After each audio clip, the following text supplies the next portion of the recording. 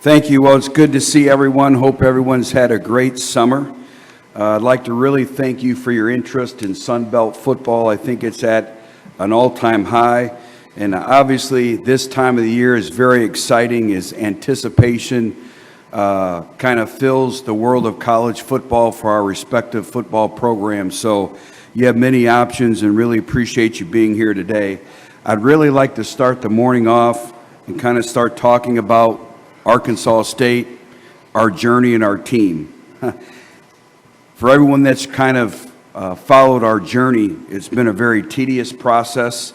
And if there was ever an example of that motto, trust the process, I think our football program at Arkansas State would be very fitting of that. You know, I look back and you heard Commissioner Gill talk about his tenure in the Sun Belt and the growth and development. When I look back of 4 years, you know, we came into this league and we had to completely rebuild a football program, and we're coming off the heels of COVID, and also there was no transfer portal as we know it today. It has been a true lesson in humility, perseverance, stubbornness, and really being intentional in every aspect of our program. As a staff, we were coming into a league that really was very well-established programs with veteran players. But overall, coming into the league was going through a monumental identity change. And again, Commissioner spoke about the recent success of the last 3 years, and I think a lot of that had to do with it. And you say, why the identity change? Well, I think, first of all, new coaches entered the league, what used to be called as the Fun Belt, and outscore people 52-51. There became a monumental change from a philosophical standpoint of the brand of football. I think institutions made incredible commitments in terms of their football programs, their resources, their facilities to really take the next level. And this drastic change really has formed what I feel is the most comprehensive, most competitive group of 6 college football league in the country. And again, I keep referring back to Commissioner Gill and everything he spoke about. You know, the challenge is the day-to-day, schedule. Everyone asks me, what's the difference between Power 4 and Group of 6? And we don't buy our 4 wins. You're a byproduct of your scheduling, and we're living that. We have 6 straight games to start the season. We play 2 formidable opponents in an SEC program in Arkansas. It's the first time that Arkansas State and Arkansas will play. We're able to do that in our state capital of Little Rock, which I think that's what college football is all about. And then we get the daunting task the following week to come back at home and play a Big 12 powerhouse in Iowa State.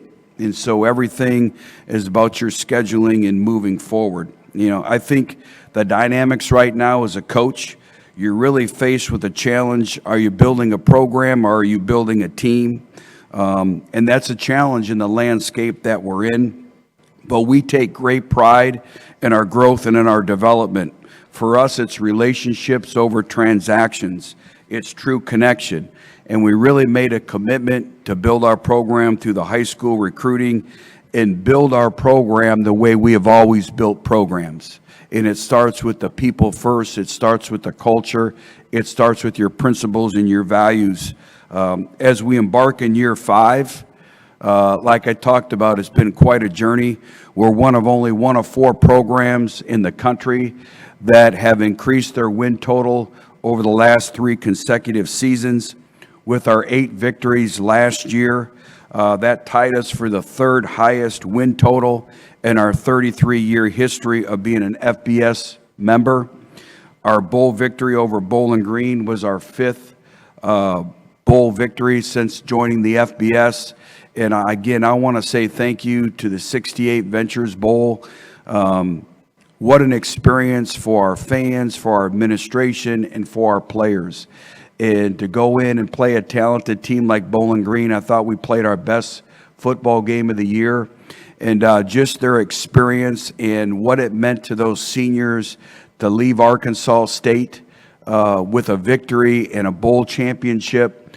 That meant everything, and I'd like to say thank you to them. You know, we pride ourselves, like I talked about being a developmental program, but also having an NFL pedigree and being NFL ready. We'll have 4 players off of last year's team that will be on NFL rosters starting at training camp here in the next few days. So lots of momentum and excitement in Jonesboro. But let's talk about this year. The challenge for us, amongst many challenges, is how quickly can we come together. I think that's the whole key to the drill. And when you look at it, we have 60-plus new scholarship players. We only have 5 returning starters in our entire football program. We did a study on our current team of what we call 100 competitive reps, and that's 100 competitive game live situation repetitions that we have amongst players that have played at Arkansas State. On offense, we have 9. On defense, we have 4. So a lot of challenges in moving forward. Last year, we were 7-1 in one-score games. That's a direct correlation to connection and trust. And, you know, no 2 teams are ever the same. That's what makes being a college football coach. You get to reinvent yourself every single year because no 2 teams are ever the same. Faces change, identities change, leadership opportunities. Brandon Barnes is a great illustration. He's only in his 2nd year in the program, and he was a key contributor on special teams, part-time player at the safety position. Now he's a full-time starter. So that's exciting. The expectations change. He changes. In his 2nd year, we're asking him to be one of the leaders of our defense. And so that's what makes college football exciting, is no new teams are ever the same. I think we've been very strategic with the portal, and we've been able to address our needs, but also solidify our football team. In terms of people make a place. We have some staff changes, and it starts on the defensive side of the ball. Our new defensive coordinator is Griff McCarley. Griff was with us. He was our linebackers coach. Prior to that, he was a linebackers coach at Ole Miss. Excited about his leadership in really rebuilding our defense. Jalen Ortiz is our corners coach. He comes to us from Utah State and Nevada. Kwame Adjaman is our safeties coach. He's had the same path as Jalen, Utah State, Nevada. So we have established chemistry already on the defensive side of the ball. Rashad Pittman is our defensive tackles coach, longtime junior college defensive line coach. Excited about him. And then his counterpart, coaching the defensive ends or the edges, is Larry Knight. Always excited that you're able to continue and grow our coaching profession. Larry was a player for us at Central Michigan. He was a grad assistant for us at Cincinnati. He was a grad assistant for us at the University of Tennessee. And then Larry kind of ventured his way and was a D-line coach at Georgia State, was the defensive line coach at Georgia Tech, and was a defensive line coach at Temple. So excited to kind of bring him back into the family. And then Dakota Tillman will oversee the responsibilities of special teams. And make no mistake about it, we win games on special teams. The last 3 years, we've been ranked in the top 5 in total composites of special teams, and that's a big part of our DNA and who we are in terms of special teams. Dakota was our assistant special teams coordinator last year, so he's very familiar with our expectations of what we expect in terms of that. Also with change, the dynamic of change in terms of our administration. Being at Arkansas State, I'm going on my 4th athletic director, 2nd systems president, and 2nd chancellor. And I am been never more excited than where we're at. I know Chris Pesman, our new director of athletics, is in the back. Really excited about him and the expertise that he brings. He's a football guy. He understands it. Dr. Todd Shields is our chancellor. Not only is he a great leader, but I consider him a tremendous ally and resource and great friend. And then Dr. Brendan Kelly is our systems president. And all three of those individuals, I'm really excited for the next journey of Arkansas State. The two individuals here today, I spoke about Brandon a little bit earlier, but first and foremost, it starts with our quarterback, Jalen Rayner. Jalen's going on his third year now as our starting quarterback. And I think it's a great illustration in the portal era. I was telling the story last night. Coming in here 3 years ago, we kind of had no idea who our quarterback was going to be. We took an individual in the portal, and Jalen was a high school early enrollee, and we started training camp. He was our third string quarterback. And we always talk about compete and never compare. Jalen just competed on a daily basis. Continued to work every single day, and I think it was game 3 we kind of took a leap of faith in what we saw in practice, and had our opening Sun Belt game against Southern Miss, and Jalen took over that starting role and has never relinquished being the starting quarterback. We talk about being a CEO quarterback. Playing quarterback is the ability to problem solve. And Jalen's the face of our team. He's our leader, and as he goes, our team goes. So excited about him. And in the age of transfers, Jalen has stayed with us, and I think it's his constant, never-ending growth. He can accomplish everything that he needs to accomplish at Arkansas State. And then the next individual who just came off of prom, he was so excited about his outfit, and he looks great. Is Brandon Barnes, first-class individual, great family. His brother was the #1 linebacker in the state of Texas, signed with UT, is a freshman there, comes from a football family, and we're going to rely a lot. We're going to ask a lot out of Brandon. He has great competitive character, great internal drive, and he's going into his second year for us, first time as a full-year starter in the back end of our defense. So really, really excited about that. So I will pause and answer any questions that y'all may have. We've got a couple of questions on Zoom for our student athletes. First for Jalen, what were some of the lessons that you learned at the Manning Passing Academy? The Manning Passing Academy, going for the second year in a row. It was a lot of fun, first of all. The players are great. The coaches you get to meet and get around. Like, for example, John Gruden was down there this year. And one main thing I took from John Gruden was, as a quarterback, he focuses on quickness. So he focused on 3 main quicknesses of mental quickness, body quickness, and arm quickness. He always talks about how you can't be quick enough as a quarterback, being able to process information, eliminate through your progressions and things like that. And then body quickness, that kind of ties into your footwork, being able to move in your progression, which kind of ties into the mental. And then your arm quickness, being able to get the ball out quick, making different angle throws and things like that. So the quickness, and then also just having a set routine for each day to maximize your time. And for Brandon, what are some of the areas that you feel you've improved on the most this spring and summer? First of all, I would say from a leadership standpoint, I've attacked the spring. I attacked the spring with the mindset to just grow closer to my teammates. I would say like the roles have changed, as Coach said. As a starter, you have to lead by example and lead from the front of the pack. So I think that would be the biggest thing, is the leadership. Coach, Tyler Kennett from the Herald-Dispatch. From your perspective, just in this era with the turnover that can happen any given year, how much more valuable does it become to, retain your quarterback and have that connection in terms of, you talk about getting together as quick as possible. How big is it to retain that piece? It's invaluable, and I think, it led to the retention of Corey Rucker, who we feel will be one of the premier wide receivers in all of college football. And the intangibles that these have together, Jaquez Cross, all these go hand in hand, and then Jalen even being critical in the recruiting process and the building of our defense. So anytime you can keep a player the stature of Jalen. You know, great players want to play with great players.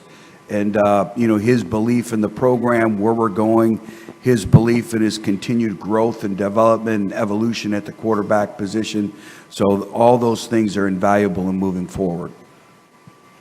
Another Zoom question from Dominic Cressetto. This is for Jalen. You wrap up the regular season on the road versus App State. What will it mean for you to return and play close to home in front of family and friends?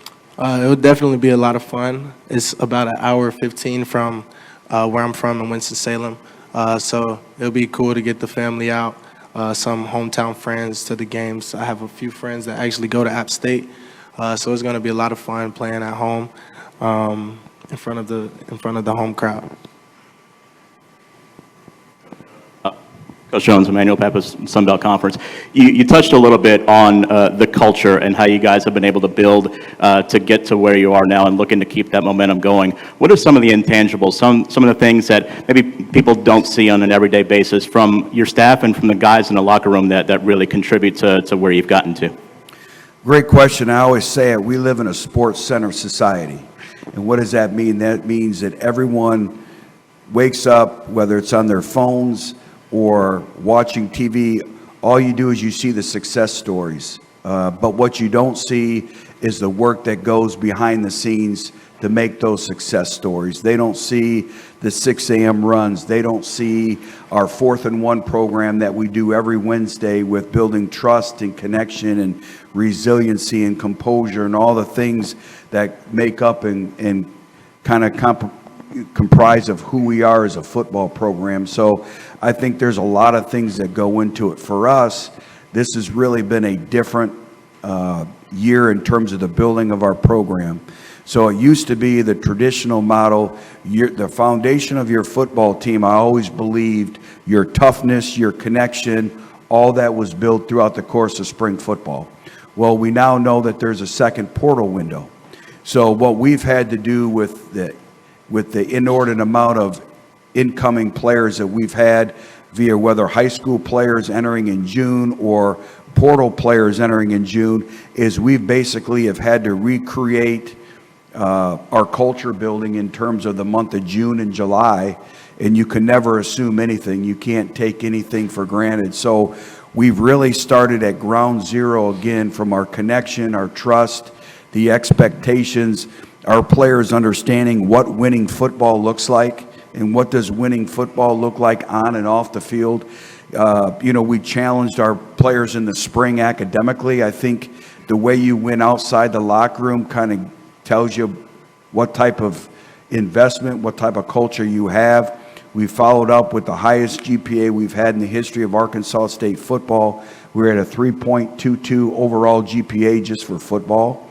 So we've put a lot of challenges in front of our football team, and as of to date, they've answered those. But like I tell our team, we're responsible for what we create on a daily basis, and we're still in the infant stages of really building our identity. And you really don't shape your identity as a football team until probably game 3 or game 4. That's kind of when your true identity comes to light. Got a Zoom question from Chris Hutchison, and this is for Brandon. What do you like about working with new defensive coordinator Griff McCarley? I love the fact that this is his first time he gets to be a coordinator, and we've been together before, and he's a good coach, and he makes sure that we are in position to be successful. Got another Zoom question. This is for Coach and the 2 student athletes. You've got a big Week 2 game that's going to be huge in the state of Arkansas. Is it difficult not to look ahead to that game? Absolutely not. Again, when you look at our schedule, and I spoke about it earlier, everything is about scheduling, and Commissioner Gill continues to look upon it. I think you're hard-pressed to find a more difficult schedule. We open up against SEMO, who's been an FCS traditional power playoff team. That's going to be a great challenge. And then obviously you look at back-to-back games with Arkansas and Iowa State, having to go on the road in Atlanta and play Kennesaw, and then right away still have 2 games before a bye week with conference play. So it's going to be a great challenge. So the big thing for us is just winning every single day. It's not coach speak. It's truly what it is. We have to be a better football team each and every day, and the fundamentals and the details, again, is players understanding what winning football looks like, the discipline, the details. But again, I'll say it, if you look at all the conference realignment, and you look at everywhere going from coast to coast and everybody expanding their markets, to be able to play your traditional non-conference games in state, I think that is imperative for really the state of college football and the health of our industry. To be able to go play in our state capital against the University of Arkansas, and you look at the excitement, you look at the revenue that it's going to bring, the entire state comes to one place for a weekend. Is it going to be a great challenge for us? Absolutely, it's going to be a great challenge for us. But I think it's a great opportunity for us, and it's truly a great opportunity for the entire state of Arkansas. And Like for Coach said- like Coach Jalen and said, Brandon, how excited are you to be the first Arkansas State team to have the chance to take on the Razorbacks? Definitely, it's a great opportunity to look forward to. But like Coach said, you can't get too focused on things you can't control or you're not preparing for at this exact moment. Right now, our eyes are kind of focused and on to fall camp and just winning each day. You can't win versus Arkansas today or tomorrow, so you have to focus on each day, maximize each day, and kind of put all your effort into today to maximize and build on each day to be the best version of ourselves on that day. I would say there is some excitement about being able to play a team like Arkansas, but at the same time, here in our program, we talk a lot about being where our feet are. And you can only worry about one day at a time, how you can get better that day instead of looking days ahead. So, that's in the future. We looking forward to it, but at the same time, we just working on ourselves.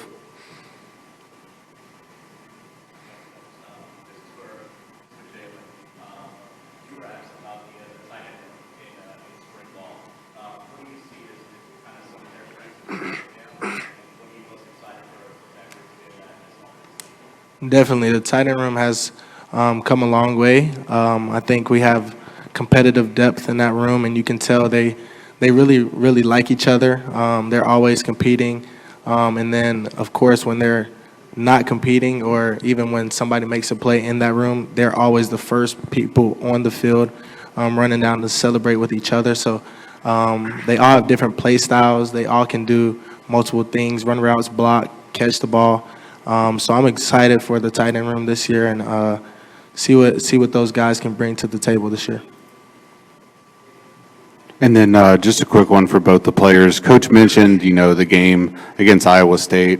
What does it mean to have your brand of football broadcasted on the big stage, ESPN2? What does it mean to you guys to have those games broadcasted on the biggest stage?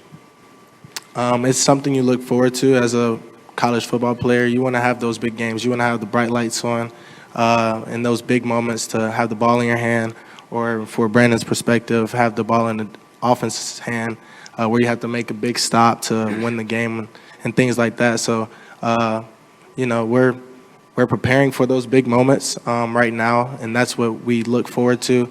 That's what makes college football so great and so fun. And we're super excited to have them come to Jonesboro, Arkansas.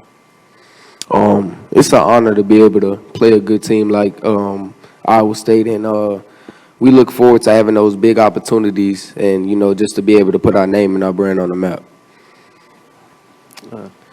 Coach, Jeremy Harper with Hellraiser. Last year, the Sun Belt West was so competitive, a lot of teams vying for that number one position. What was the position group that you thought needed to step up most last year, and has it made improvements over the offseason? Well, I think you're exactly right. When you look at our side and really you look at the overall depth of our conference, and I think that's what makes it challenging, and that's why I think this is the most complete, most comprehensive group of 6 football conference in the country. I always say it's a very similar to a mini SEC, that there are no bad programs, there are no bad teams. Every time you go on the road, every team has a distinct home field advantage, and Commissioner Gill spoke about that with the winning percentage. with home teams. So I think it's a challenge. So you have to be creative. You're always looking for a competitive advantage, a competitive edge. For us, we're going to win with play character, we're going to win with style of play, and we're going to win with connection.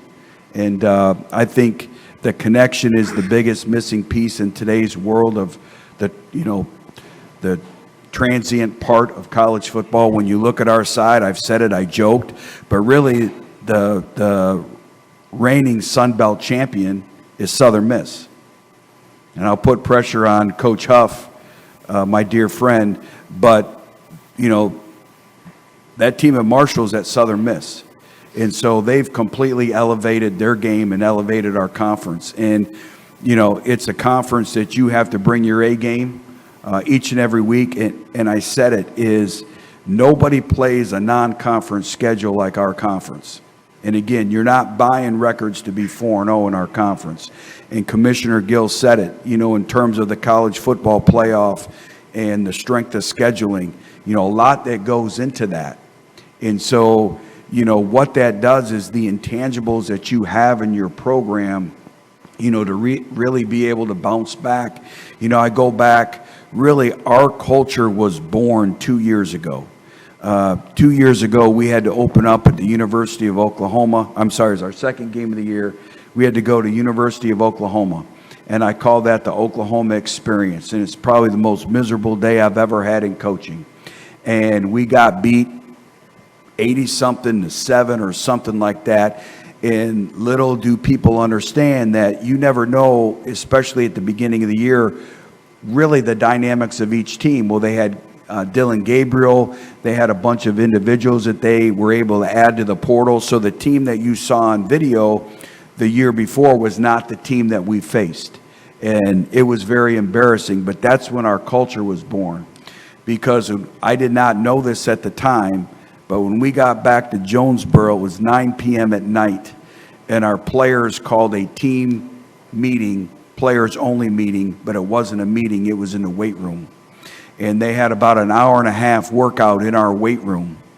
And our culture won because we were able to go to our first bowl game. And really, that's when I sat back and I knew we're on the right path, because of those intangibles that we talk about within our program.